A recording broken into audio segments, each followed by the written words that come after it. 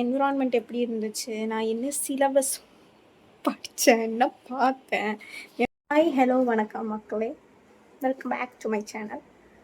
நான் வந்து என்னோட குவிஸ் 2 அட்டென்ட் பண்ணுறதுக்கு வேண்டி என்னோட எக்ஸாம் சென்டருக்கு நான் போகிறதுக்காக ரெடி ஆகிட்டேன். எக்ஸாம் வந்து இன்னும் 1 ஹவர்லங்கிறதுனால என்னால் இப்போ உட்காந்து vlog எடுக்க முடியாது. ஸோ இது ஜஸ்ட் இன்ட்ரடக்ஷன் வீடியோ.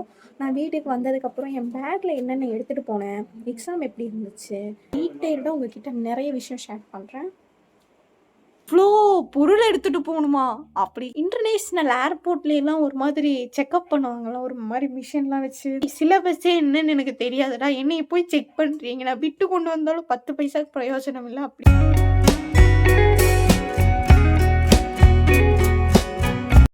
அண்டியா ஃபைனலி இது குவிஸ் 2 முடிஞ்சிருச்சு. இப்படி சொன்னால் ஒரு மாதிரி ஃபீலிங்கே இல்லை. எக்ஸாம் முடிஞ்சிருச்சு, இப்போ தான் நல்லா இருக்கு. நெக்ஸ்ட் என்னோடய கெரியர் பாத்தில் நான் ரொம்ப காஷியஸாக இருக்கணும் அப்படின்னு நான் ரொம்ப ஒரு மாதிரி இருந்தேன். பட் நம்ம ஒன்று நினைப்போம், அது ஒன்று நடக்கும். அந்த மாதிரி நிறைய பேர் வாழ்க்கையில் நடந்திருக்கு. நம்ம காலையில் கிளம்பும்போது ஈவினிங் எக்ஸாம்லாம் முடிச்சு வந்துட்டு என்னோடய பேக்கில் என்னென்ன நான் எடுத்துகிட்டு போனேன் அப்படின்லாம் உங்களுக்கு நான் காட்டுறேன்னு சொல்லியிருந்தேன். இவ்வளோ பொருள் எடுத்துகிட்டு போகணுமா அப்படிங்கிற மாதிரி இருக்குது.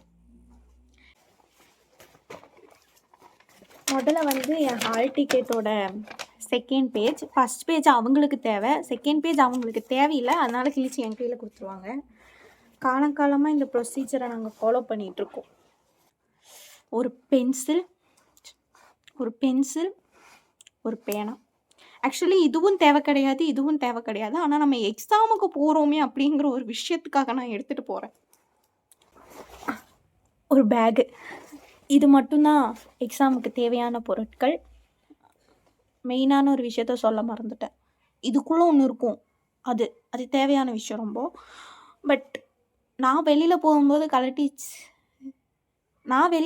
கலட்டி செப்பலோட வெளியிலே வச்சுட்டு போயிடுவேன். அது நிறைய டைமில் எனக்கு பிரச்சனை ஆயிருக்கு. கடைசியாக என் பேக் டூரில் இது ஒன்று மட்டும் மிஞ்சி போச்சு, என் ஐடி கார்டு. இது இல்லைன்னா வந்து ஒன்றுமே கிடையாது.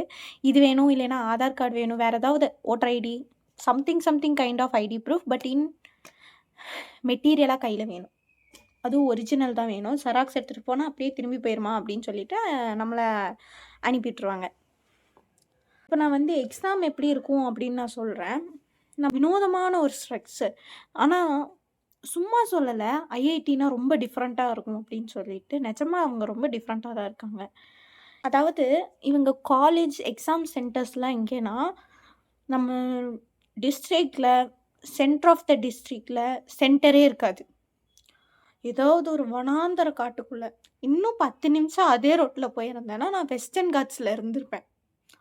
பட் இருக்கிறதே கஷ்டமான விஷயம் என்ன அப்படின்னு பார்த்தீங்கன்னா, 12 கொஸ்டின் தான் கேட்பாங்க. ஒரு எக்ஸாமில் வெறும் 12 கொஸ்டின் தான் கேட்பாங்க, 12மே எம்சிக்யூ.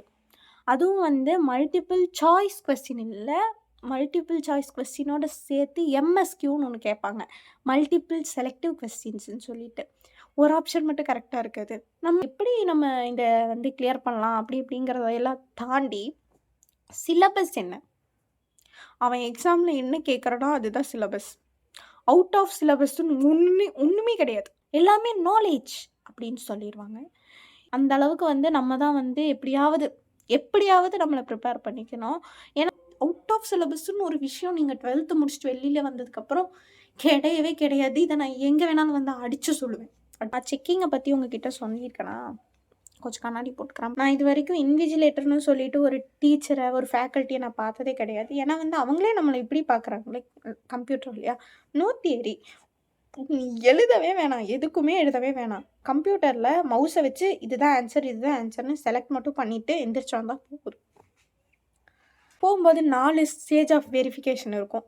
ஃபஸ்ட்டு ஸ்டேஜ் வாசல்லையே நின்றுட்டு ஃபோனையெல்லாம் உள்ளே வச்சுட்டு வா அப்படின்னு சொல்லுவாங்க. அதுக்கப்புறம் உள்ளே போச்சுன்னா வாட்ச்மேன் தாத்தா நிற்பார். அந்த தாத்தா கிட்ட இருந்து அப்ரூவல் வாங்கிட்டு நம்ம உள்ளே போச்சுன்னா அங்கே 2 ஸ்டூடெண்ட்ஸ் நிற்பாங்க. அவங்கக்கிட்ட நம்ம ஹால் டிக்கெட்டையும் ஐடி ப்ரூஃபையும் கொண்டு போய் நம்ம அவங்கக்கிட்ட கொடுக்கணும். நீங்கள் லேப் நம்பர் எல்லாம் பார்த்துட்டிங்களா அப்படின்னு சொல்லி அவங்க கேட்பாங்க. அதுக்கப்புறம் நம்ம திருப்பி உள்ளே போகணும். அங்கே போனதுக்கப்புறம் இவங்க நம்மக்கிட்ட கேட்காத மாதிரி அவங்க நம்மக்கிட்ட கேட்பாங்க. ஹால் டிக்கெட்டும் லேப் நம்பரும் மறக்காமல் எடுத்துட்டிங்களான்னு சொல்லிட்டு வாங்கி வெரிஃபை பண்ணிவிட்டு அதுக்கப்புறம் நம்மளை நீங்கள் இங்கே போங்க, கேர்ள்ஸ்னால் இங்கே போங்க, பாய்ஸ்னால் அங்கே போங்க அப்படின்னு சொல்லிடுவாங்க. அங்கே போனதுக்கப்புறம் இந்த இன்டர்நேஷ்னல் ஏர்போர்ட்லேலாம் ஒரு மாதிரி செக்கப் பண்ணுவாங்களாம், ஒரு மாதிரி மிஷின்லாம் வச்சு இப்படி அந்த மிஷின்லாம் வச்சு நம்மளை செக் பண்ணுவாங்க. ஏய் சிலபஸே என்னன்னு எனக்கு தெரியாதுடா, என்னைய போய் செக் பண்ணுறீங்க, நான் விட்டு கொண்டு வந்தாலும் 10 பைசாக்கு பிரயோஜனம் இல்லை அப்படின்னு தான் கதற தோணுனாலும் நம்ம வந்து நீட்டாக அவங்களுக்கு கோஆப்ரேட் பண்ணதுக்கப்புறம் நம்மளை பாய் பாய் சொல்லி அனுப்பி விட்ருவாங்க. நான் எடுத்தது வந்து டுயல் டிகிரி அப்படிங்கிறதுனால இது வரைக்கும் என்னோட ப்ரொஃபஷ்னல் டிகிரியோட அது என்றைக்குமே கிளாஷ் ஆனதே கிடையாது. நான் விட்டதும் கிடையாது. ஏன்னா வந்துட்டு உங்களோட டெசிஷனை வேறு யாரையும் எடுக்க விடாதீங்க. ஏன்னா வந்து இந்த இடத்துல நீங்கள் டிசைட் பண்ணீங்கன்னா நாளைக்கு உங்கள் லைஃப் மற்றவங்க எப்படியெல்லாம் டிசைட் பண்ணுறாங்களோ அப்படி எல்லாம் அந்த டெசிஷனுக்கு எல்லாத்துக்குமே போயிட்டுருக்கோம். படிப்புக்காக என்ஜாய்மெண்ட்டுக்காக படிப்பையும் வந்து தியாகமே பண்ணக்கூடாது. அடைப்பச்சு எனக்கு அதுக்கெல்லாம் கொடுத்து வைக்கல. அடிக்கடி விட்டுட்டு போயிடலாம், போதும் இதோட நிறுத்திக்கலாம், இது வேணவே வேணாம் அப்படின்லாம் தோணும். என்னோட டீச்சர்ஸ்லாம் சொல்கிற மாதிரி the risk of the life is leading a riskless life அப்படி. அதனால் இருக்கிற வரைக்கும் எவ்வளவோ அனுபவிச்சுட்டு போகலாம். நம்மளோட டாலரேட்டிங் கெப்பாசிட்டி எப்படி இருக்குன்னு நம்மளே செக் பண்ணி பார்த்துக்கலாம்.